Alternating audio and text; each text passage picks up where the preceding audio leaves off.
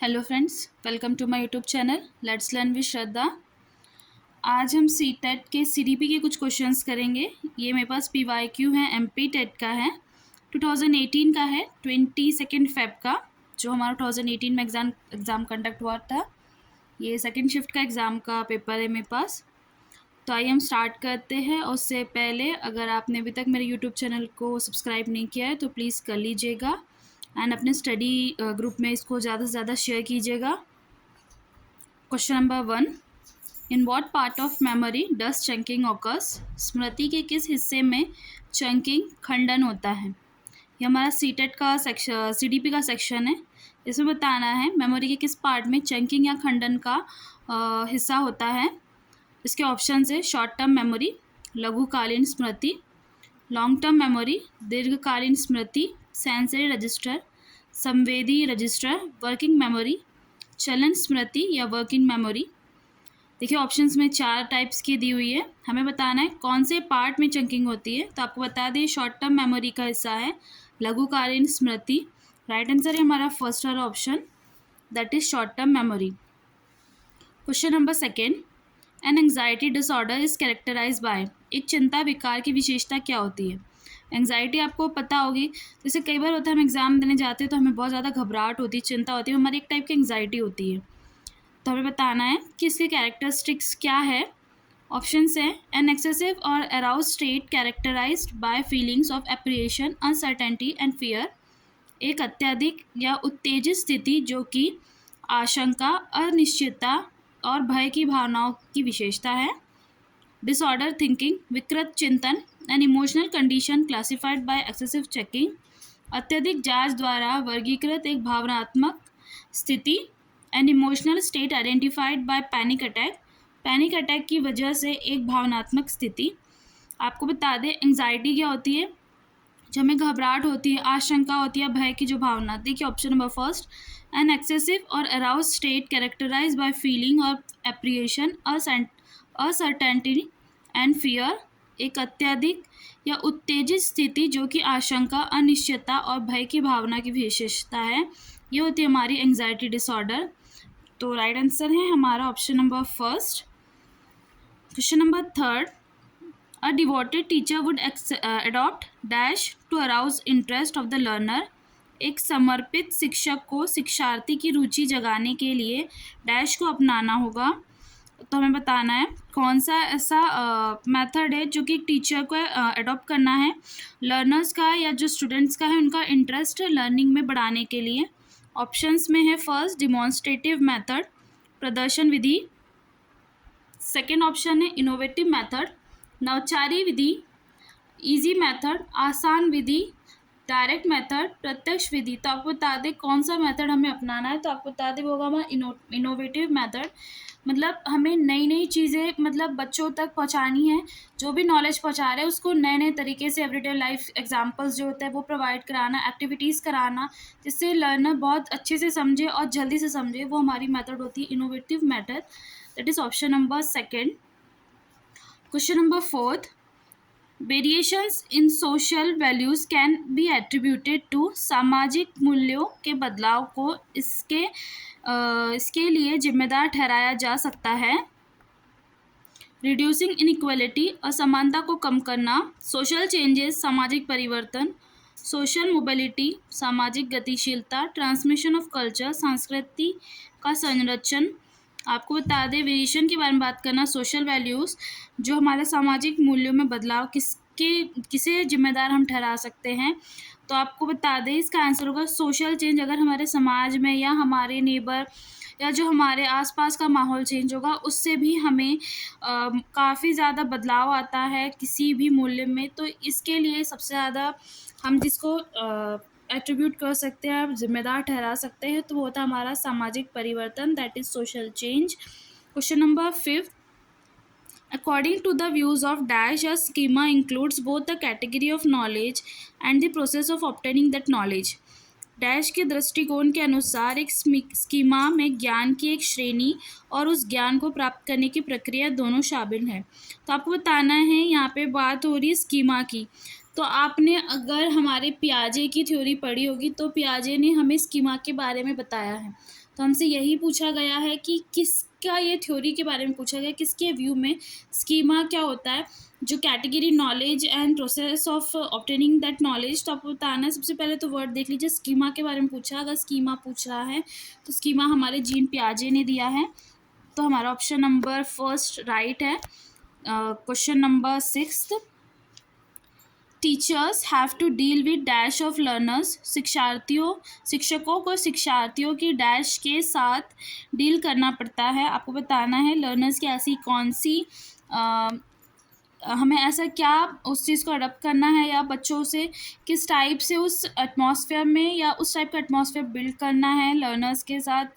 तो आपको ऑप्शंस दिए गए हैं, इंक्लूसिविटी समावेशी, क्या समावेशी शिक्षा के बारे में बात कर रहा है, डाइवर्सिटी विविधता, डाइवर्ज विचलन, या गिफ्टनेस प्रतिभाशाली। तो आपको बता दें शिक्षकों को यहाँ पे शिक्षार्थियों के साथ विविधता के साथ डील करना पड़ता है, डाइवर्सिटी के साथ डील करना पड़ता है। That is option number second जो हमारा राइट है। Question number 7, teaching pedagogy influence the performance of childrens as it enables the child. शिक्षण शास्त्र बच्चे के प्रदर्शन को प्रभावित करता है क्योंकि यह बच्चे को डैश में सक्षम बनाता है।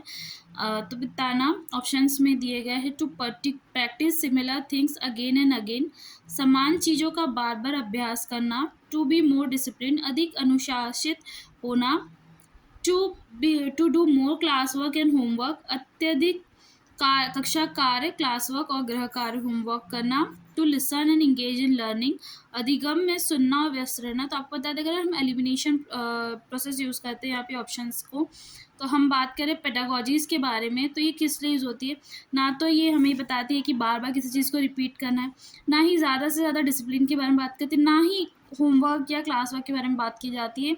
जो हमारी पेडागोजी है या शिक्षण शास्त्र है, इसमें जो बात मेनली होती है कि लिसन एंड इंगेज, मतलब करना सुनना या लर्निंग बाय डूइंग जो हम लोग करते हैं, ये मेन कॉन्सेप्ट होता है हमारा।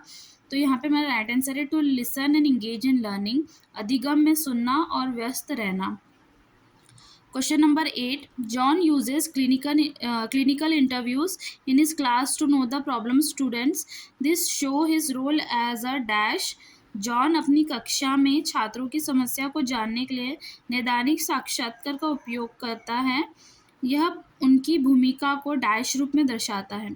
आपको बता दें कि जो हमारे जॉन है, एक टीचर है, वो किस टाइप से बच्चों की प्रॉब्लम को समझते हैं और वो इस चीज़ से क्या रोल प्ले कर रहे हैं। ऑप्शंस में है को लर्नर्स, क्या वो सहशिक्षार्थी है, नेगोटियर है, वार्ताकार, क्लासरूम रिसर्चर है, कक्षा अन्वेषक या फैसिलिटेटर है, या प्रशिक्षक।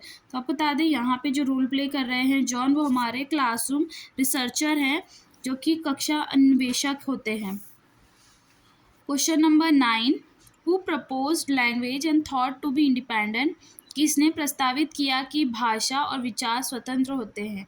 हमें बताना है यहाँ पे अब इंडिपेंडेंट थॉट या लैंग्वेज के बारे में किसने प्रपोज किया था। क्या ये वाइगॉस्की थे, पियाजे थे, कोहलर थे, या चॉम्स्की थे। आपको बता दें लैंग्वेज और जो इंडिपेंडेंट थॉट के बारे में जिन्होंने बताया था वो हमारे चॉम्स्की थे। क्वेश्चन नंबर 9 का आंसर है डी वाला option, that is Chomsky.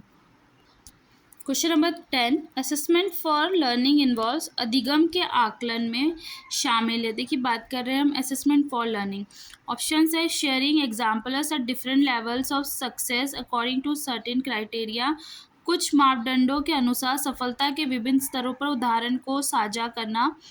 Providing graders और मार्क्स अगेंस्ट स्टूडेंट्स वर्क। छात्रों के काम के विपरीत ग्रेड या अंक प्रदान करना। Summative use of formative assessment. योगात्मक मूल्यांकन को योगात्मक उपयोग। Uses of test and exams. परीक्षण और परीक्षा का उपयोग करना। तो आपको बता दें असेसमेंट फॉर लर्निंग के बारे में है।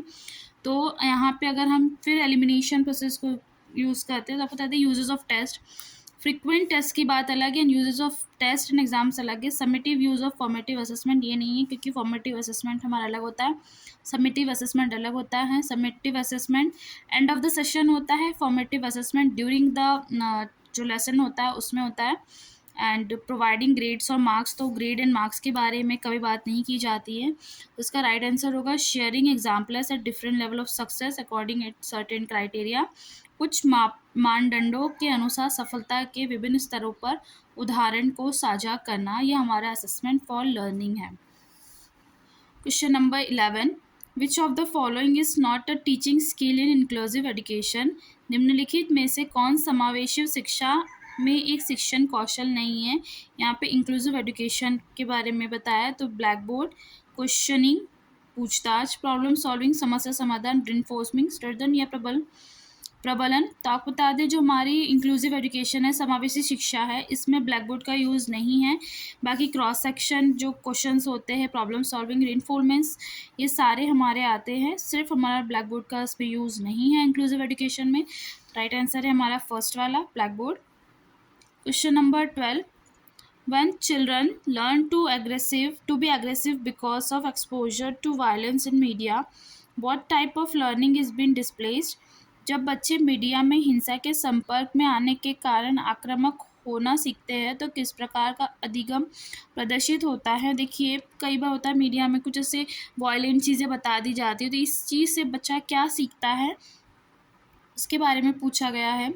Is that classical learning, classical अधिगम, मीडिया लर्निंग, मीडिया अधिगम, एक्सप्लोरेटरी लर्निंग, अन्वेषी अधिगम, ऑब्जर्वेशनल लर्निंग, विश्लेषणात्मक अधिगम। तो आपको बता दें, क्योंकि यहाँ बच्चा देख के सीख रहा है, तो ये हमारी ऑब्जर्वेशनल लर्निंग होगी। बच्चा ऑब्जर्व कर रहा है, फिर उस चीज़ को रिपीट कर रहा है, तो ये होगी हमारा observational learning. That is option number 4। Question number 13, intelligence question is, बुद्धि लंबित है, हमारे आईक्यू के बारे में पूछ रहा है। मे बी यहाँ पे आईक्यू का फॉर्मूला पूछ रहा है। तो ऑप्शंस में आपके chronological age upon mental age into 100, शारीरिक आयु मानसिक आयु इंटू 100,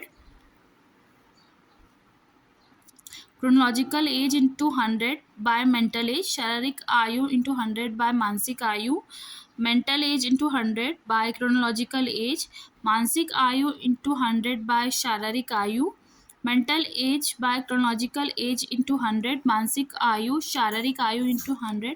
आपको बता दें, आईक्यू का यहाँ पे जो हम आईक्यू फाइंड आउट करते हैं वो इस टाइप से होती है कि मेंटल एज को हम रखते हैं बाय क्रोनोलॉजिकल एज को अपॉन में एंड इंटू 100 होती है, कुछ इस प्रकार से MA into 100 by CA equals to IQ। तो यहाँ पे ऑप्शन नंबर 4 हमारा करेक्ट है, mental age upon chronological age into 100, मानसिक आयु बाय शारीरिक आयु into 100। Question number 14, learning happens when the child observe someone, the learning is known as dash. अधिगम तब होता है जब बच्चा किसी को ध्यान से देखता है, इस अधिगम को डैश के रूप में जाना जाता है। बताना है कि लैंग्वेज, यहाँ पे लर्निंग के बारे में बताया किस टाइप से ऑब्जर्व करता है, किस चीज़ को ऑब्जर्व करके बच्चा सीखता है, क्या चीज़ें देखता है। ऑप्शन से ऑपरेंट कंडीशनिंग, क्रिया प्रसूत अनुकूलन, ट्रायल एंड एरर लर्निंग, प्रयत्न त्रुटि अधिगम, सोशल लर्निंग सामाजिक अधिगम, इनसाइड लर्निंग अंतर्दृष्टि अधिगम। यहाँ देखिए क्या ऑब्जर्व कर रहा है, तो अगर ऑब्जर्व के बारे में बात हो रही है तो ऑब्वियसली वो सोशल होगा, सामाजिक होगा, जो हमारे आसपास का माहौल होगा उस चीज़ को ऑब्जर्व करके बच्चा सीखेगा। तो यहाँ पे ऑप्शन नंबर 3 हमारा करेक्ट है, दैट इज सोशल लर्निंग सामाजिक अधिगम।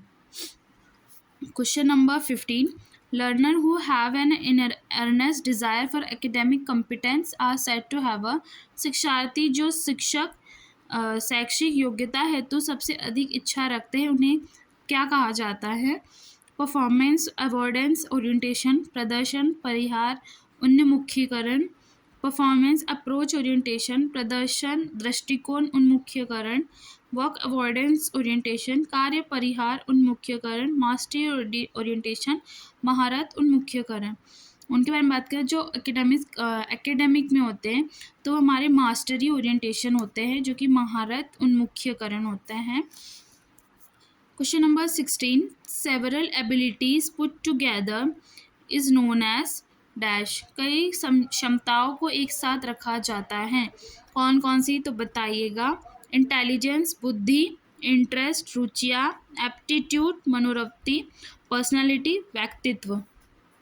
एबिलिटीज़ के बारे में बात करें, किस चीज़ों का हम रख सकते हैं, तो हमारी इंटेलिजेंस होती है या जिसे हम बुद्धि बोलते हैं।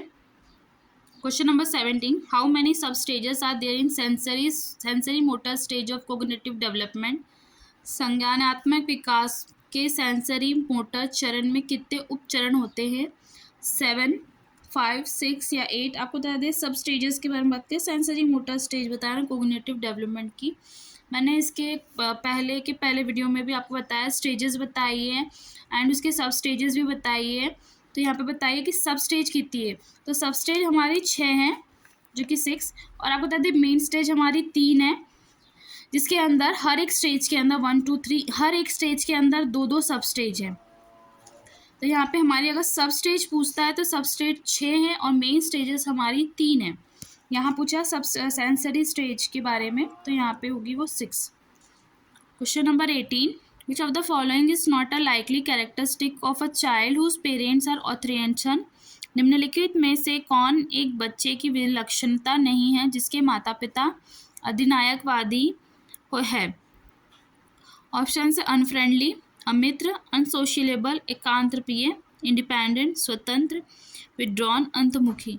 इसमें से कौन सा कैरेक्टरिस्टिक नहीं है हमें ये बताना है। क्वेश्चन में नॉट लिखा है तो आपको बता दें, नॉट में देखिए यहाँ पे 3 चीज़ें ऐसी है जो कि क्वेश्चन के अकॉर्डिंग सही लिखी गई है, जैसे कि अनफ्रेंडली, अमित्र होना, अनसोशिएबल, एकांत प्रिय।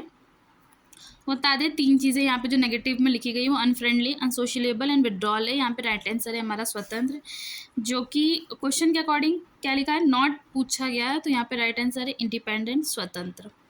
Question number 19, out of school programs allows middle school children to expose safe opportunities to form long lasting relationship with adults outside their families through dash.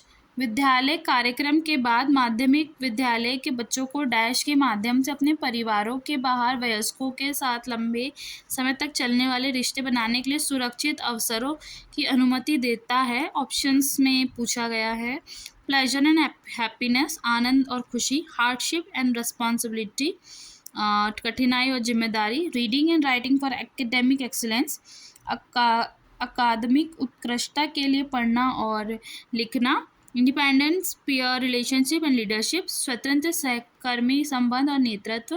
देखिए यहाँ पे भी यही पूछा गया कि कौन सा ऐसा रिलेशनशिप का हमें सेट बताना है कि जो कि लॉन्ग लास्टिंग होगा एडल्ट्स के साथ हमारे या फैमिलीज़ के साथ जो कि हमारे स्कूल के बाहर है।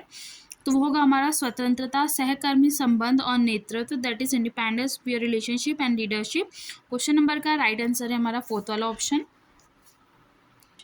Question number 20, John is a student who is naturally aware of his personal emotions, feelings, and motivations. According to Howard Gardner's theory of multiple intelligence, which of the following intelligence does he demonstrate? John एक छात्र है जो अपनी व्यक्तिगत भावनाओं, एहसास और प्रेरणा से स्वाभाविक रूप से अवगत है। हार्वर्ड गार्डनर की थ्योरी ऑफ मल्टीपल इंटेलिजेंस एकाधिक ज्ञान के सिद्धांत के अनुसार वह निम्न में से किस बुद्धिमत्ता को प्रदर्शित करता है?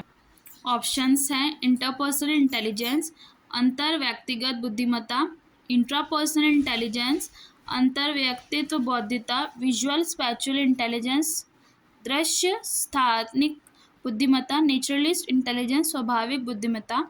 तो क्वेश्चन में हमें पूछा गया है गार्डनर की थ्योरी के बारे में जो कि मल्टीपल इंटेलिजेंस के ऊपर है। तो यहाँ पे हमारा राइट आंसर होगा इंट्रापर्सनल, अंतर व्यक्तित्व बौद्धिकता के बारे में पूछा गया है। तो फ्रेंड्स ये रहे आज के कुछ CDP के 20 क्वेश्चंस। होप आपको क्वेश्चंस अच्छे लगे हो एंड मैंने ये सॉल्यूशंस के साथ लेकर आई हुई हूँ। एंड आगे भी बहुत सारे ऐसे क्वेश्चंस हैं, कुछ सीरीज और भी हैं जो आपके CTET में या और भी स्टेट टेट जो आप दे रहे हो, जो भी टीचिंग से रिलेटेड टेस्ट है उसमें ये क्वेश्चंस आएंगे, क्योंकि स्टेट कोई भी हो जो हमारा सब्जेक्ट है उसका कॉन्सेप्ट सेम होता है, क्वेश्चंस भी इसी के मिलते जुलते आते हैं, मे बी लैंग्वेज चेंज हो सकती है। तो आप इन्हें ज़रूर रीड कीजिएगा और अगर आपको मेरा वीडियो पसंद आए तो प्लीज़ लाइक कीजिएगा, चैनल को सब्सक्राइब एंड प्लीज़ इसे ज़्यादा से ज़्यादा शेयर कीजिएगा। और होप आप लोगों का प्रिपरेशन बहुत अच्छा चल रहा हो CTET का। आगे पढ़ते रहिएगा। Thank you.